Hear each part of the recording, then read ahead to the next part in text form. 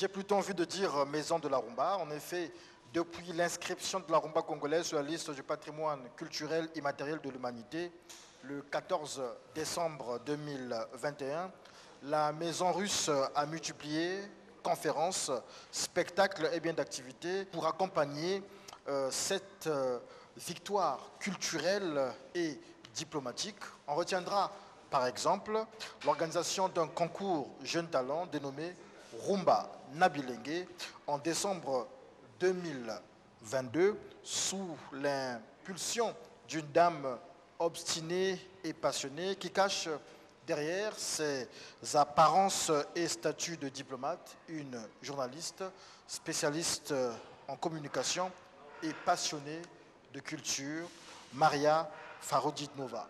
Bonjour. Bonjour, Mbote. Myrta, lauréate du concours Rumba Nabilengue, Grace et Franck Mouladi, finalistes du dit concours, encadrés sous la direction artistique de Joson Philosophe, sont avec nous. Bonjour à vous. Bonjour.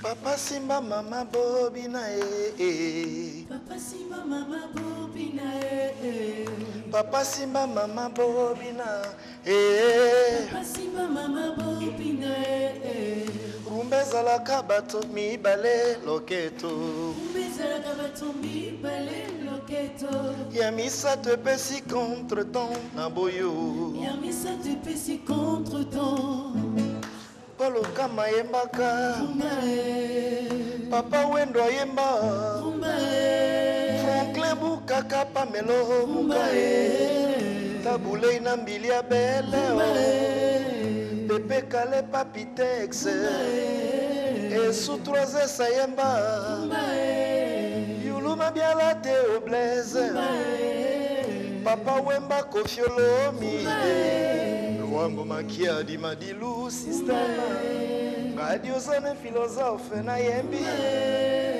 Mboloko na mongongo ya Myrta Rumba Nabilengue Mboloko na leli Bolianga ya buya Bolianga ya musaka Ya matemele mwambe Na bukasi ya jezono filosofe Ya mtumini rumba nima Rumba chikaba kokoe Rumba chikaba biakae. Alors, on a parlé tout à l'heure de vous, Maria. Dites-nous, qui êtes-vous réellement? Quel est votre parcours? En effet, mon père il est colonel militaire qui a construit beaucoup de bâtiments en Sébastopol, y compris les universités, les écoles. Ma mère elle est ingénieure, donc c'est ma famille.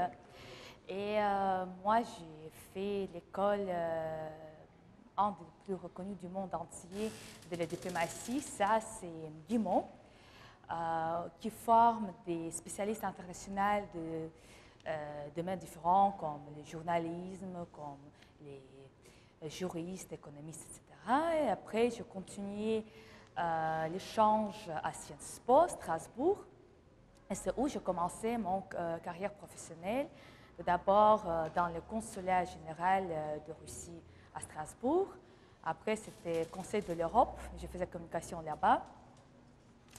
Après France, je lance dans le domaine privé. Je travaille beaucoup avec les technologies, notamment avec la réalité virtuelle, avec les applications mobiles et reconnaissance faciale. C'est où je commence à un peu travailler avec l'Afrique, parce qu'à l'époque, Samsung a développé les applications pour les études, pour donner les possibilités. Samsung en Russie, il donnait les possibilités aux jeunes d'étudier les différents métiers par les applications. C'est où je commence également à travailler beaucoup avec les artistes et la culture, parce que par rapport à la technologie, beaucoup des artistes s'exprimaient.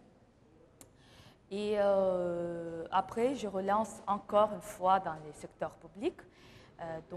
Parmi les pays où je travaillais, c'était Corée du Sud, c'était France, c'était Azerbaïdjan, c'était Bélarussie Russie et maintenant je suis heureuse d'être ici au Congo. Alors, vous êtes ici au Congo depuis, on va dire, avril 2021. J'ai envie de savoir, la maison russe, qu'on appelait hier Centre culturel russe, a été installée, a été créée, s'il faut dire ça comme ça, ici au Congo depuis quand? En 1968. Donc cette année, on fête 55e anniversaire. Nous sommes depuis longtemps ici. Il y avait également toujours volet de la promotion de la langue russe. C'était l'école de Pouchkine qui a formé beaucoup de jeunes. Et depuis cette période, nous sommes ici. Et quel est l'objectif à atteindre? En fait, la mission globale des maisons russes, c'est de favoriser le développement en général et le développement des compétences dans les domaines comme la culture, le domaine artistique, le domaine éducatif, le domaine également formation professionnelle et une volet importante, c'est bien sûr promouvoir la langue russe parce que la langue toujours également donne accès aux compétences. Et ici, dans ce contexte, quand on parle de domaine éducatif, on sait bien que grâce à Centre culturel russe, on a formé beaucoup des Congolais qui, aujourd'hui, représentent vos élites dans tous les domaines. Et pour nous, ça, on fait nos diplômés font fiers de nous. Donc, les passages de compétences et l'échange de compétences, c'est notre mission globale. Vous avez oublié de parler aussi du sport, parce qu'on voit ici généralement la maison russe met à disposition des entraînements, on voit des enfants, des adultes dans les sports par exemple, le karaté. Merci beaucoup pour ce commentaire, parce que oui, il y a également deux parties qui est très importantes. C'est également le développement de relations dans le domaine de sport et relations scientifiques. On va faire une petite pause avec Joson Philosophe pour honorer toujours la rumba et Cosmos Mutuari. Donc on a encadré un peu l'ancien temps.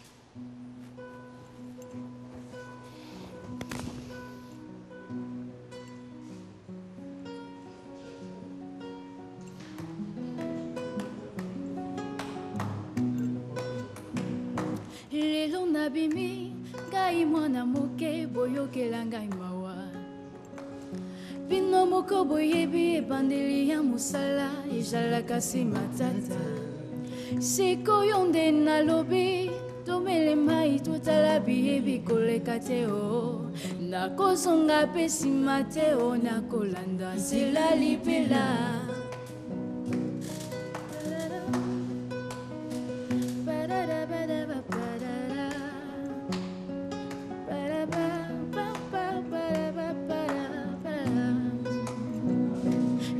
nabimi ngai mwana moke boyokela ngai mawa bino moko boyebi ebandeli ya mosala ezalaka se matata sikoyo nde nalobi tomele mai totala biyebi koleka te o nakozonga mpe nsima te o nakolanda nzela libela moto akobotamaka na mosala te o kasi nde akoyekola o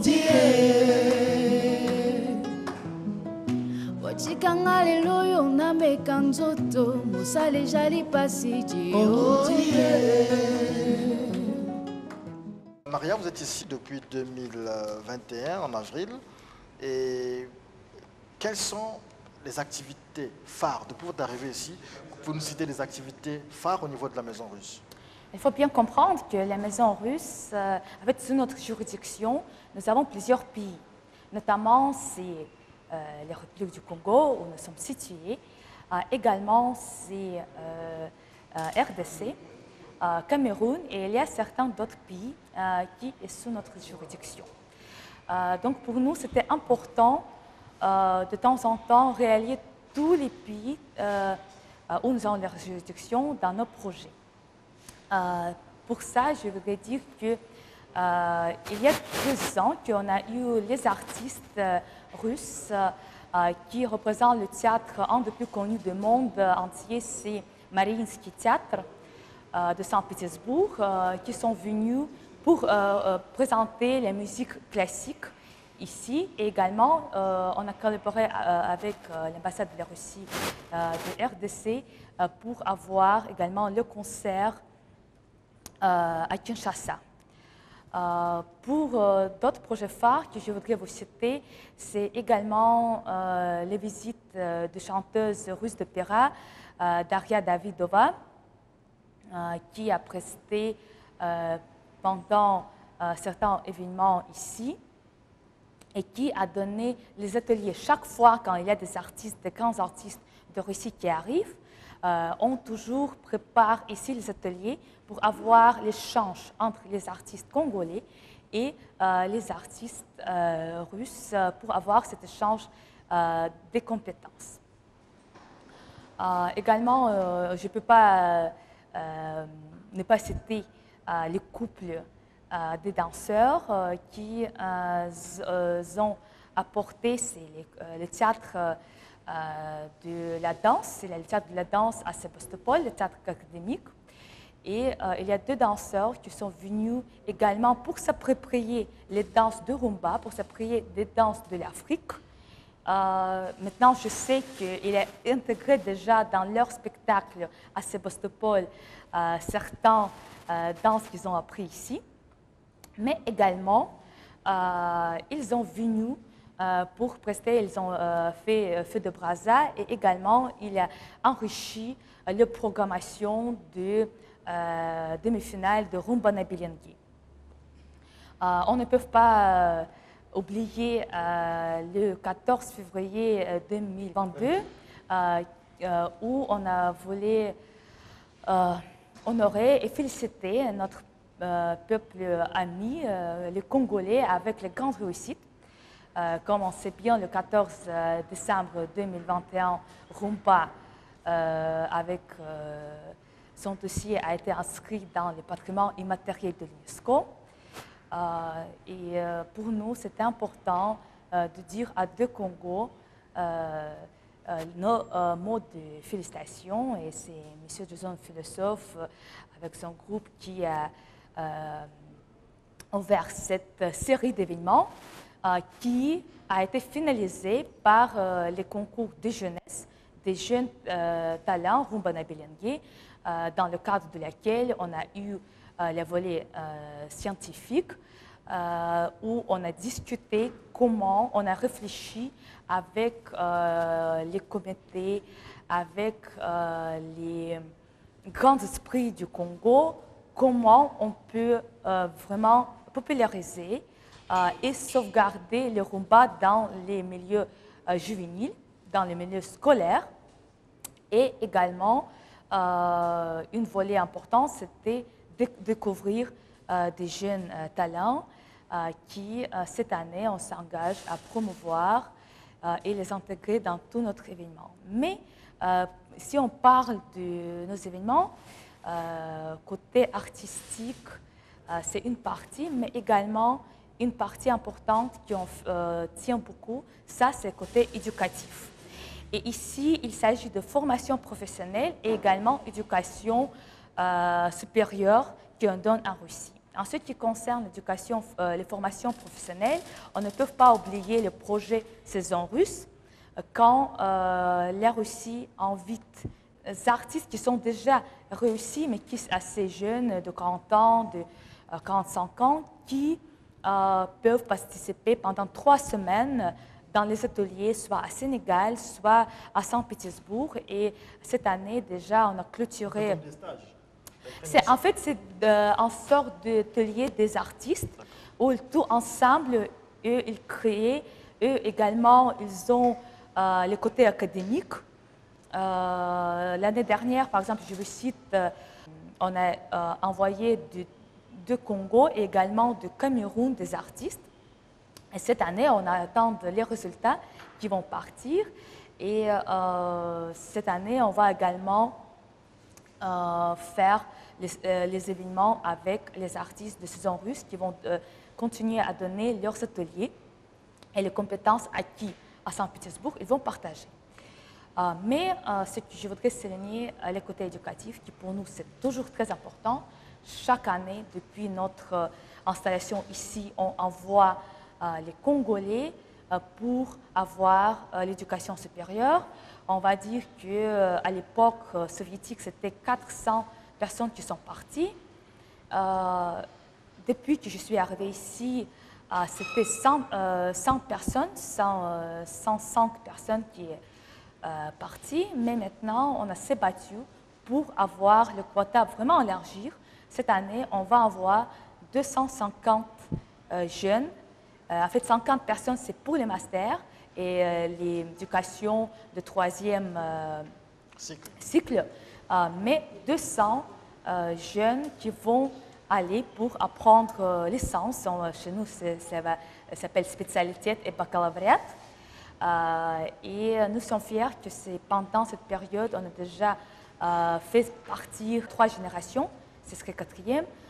C'était vraiment l'époque assez tendue et difficile vu le Covid-19. Il y avait des jeunes qui se battent pour avoir quand même l'accès à l'Internet. Ici, on les accueille chaque jour, on les accompagne pour qu'ils ne ratent pas leur éducation.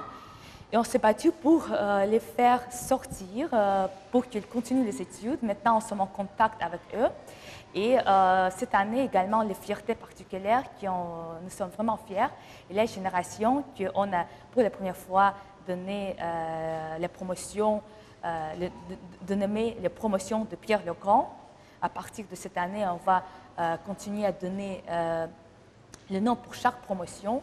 Et donc, la promotion de Pierre Legrand, elle fait vraiment le grand fierté. Il déjà débrouille très bien en langue russe. Et ce qu'on reçoit par rapport à leurs parents, par rapport à leurs enfants, ils sont vraiment s'installer bien. Et l'université dit que c'est vraiment des étudiants, un des plus forts. Maintenant, c'est les cours de langue, c'est l'année de langue, mais ils sont très, très forts. Et nous sommes vraiment fiers qu'on a donné eux ces possibilités. Et comme je dis, j'ai mentionné, ça, c'est également l'éducation. Nous avons aussi des ateliers, c'est des ateliers sportifs, musicaux. Il y a des cours de la musique, il y a des cours de judo, il y a les cours de danse classique. Mais également, pour nous, reste toujours notre priorité, c'est la promotion de la langue russe.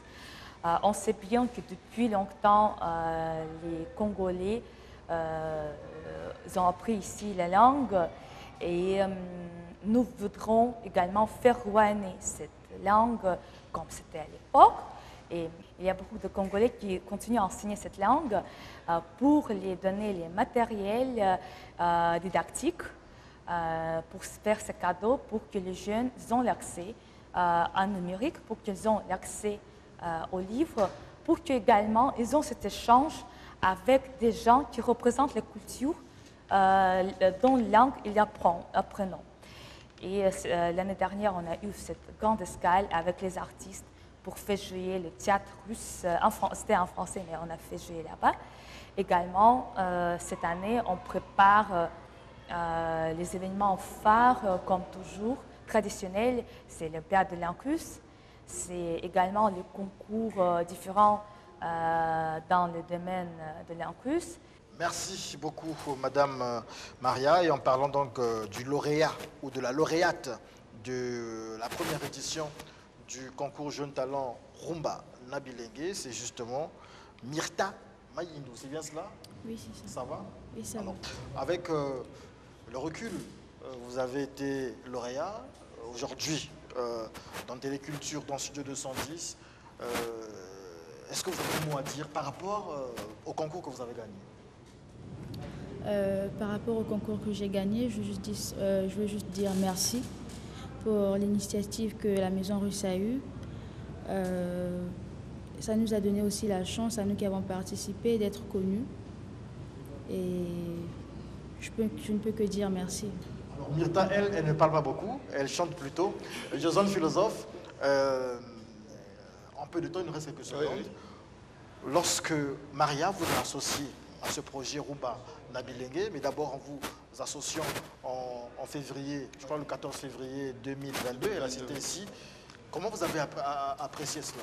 Rumba Nabilengue, ça nous a permis aujourd'hui de faire un coaching, non seulement le groupe qui coachait, mais aussi de découvrir des nouveaux talents, parce qu'on a besoin de la pépinière, on a besoin de recruter au lieu d'aller loin. Déjà à travers ces jeunes-là qui étaient en compétition, ça nous permet de recruter sur place.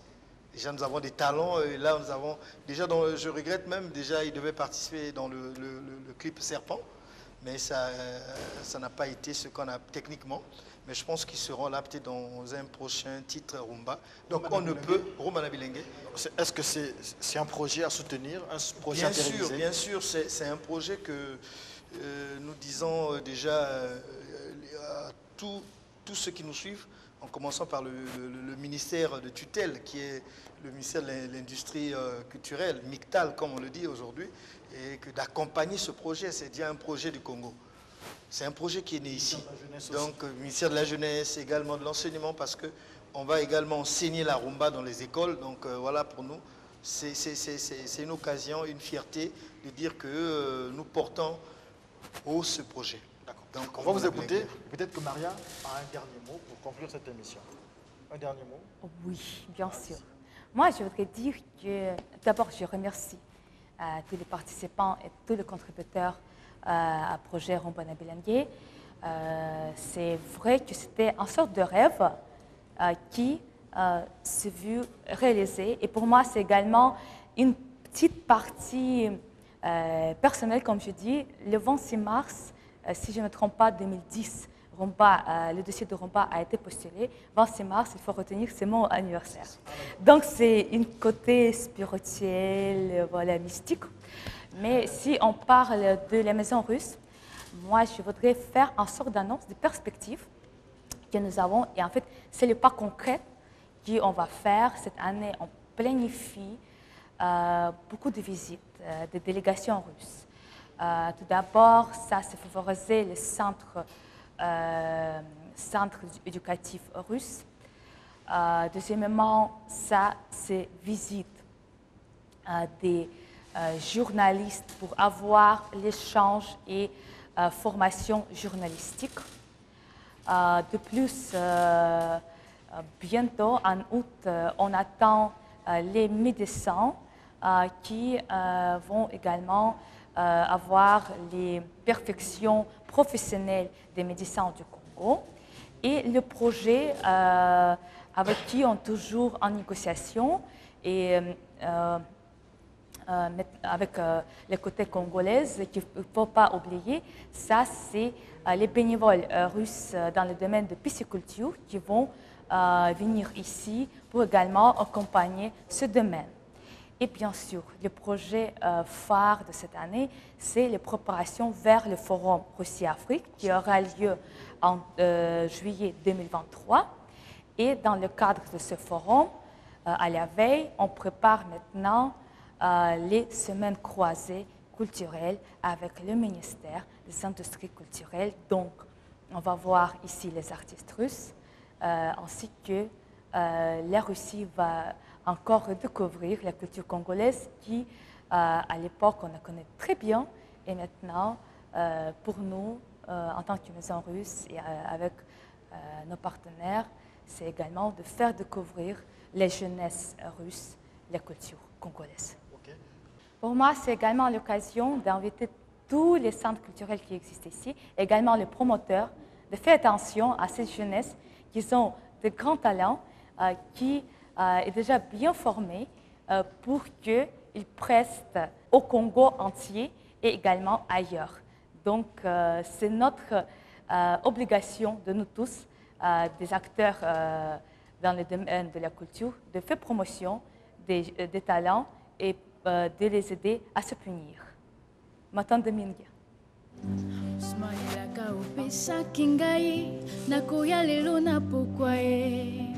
Notre rendez-vous de ce soir, je viendrai chérie. Notre rendez-vous de la nuit, je viendrai ce soir. Kasina bona kuta yona manae. Trino, kasi na bona kuta yo na mbanda Ton patrino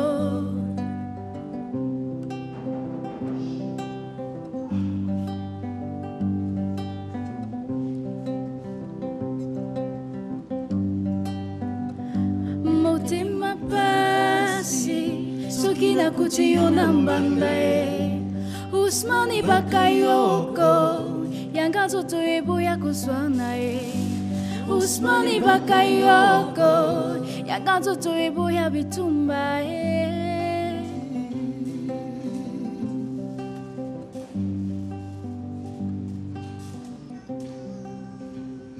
Voilà, merci. C'était l'ambiance ici à la Maison Russe. C'est la fin de Téléculture, c'est la fin de Studio 210. Nous nous retrouvons prochainement, certainement ici, certainement ailleurs, mais ce qui est sûr, nous serons toujours en direct de la télévision nationale congolaise.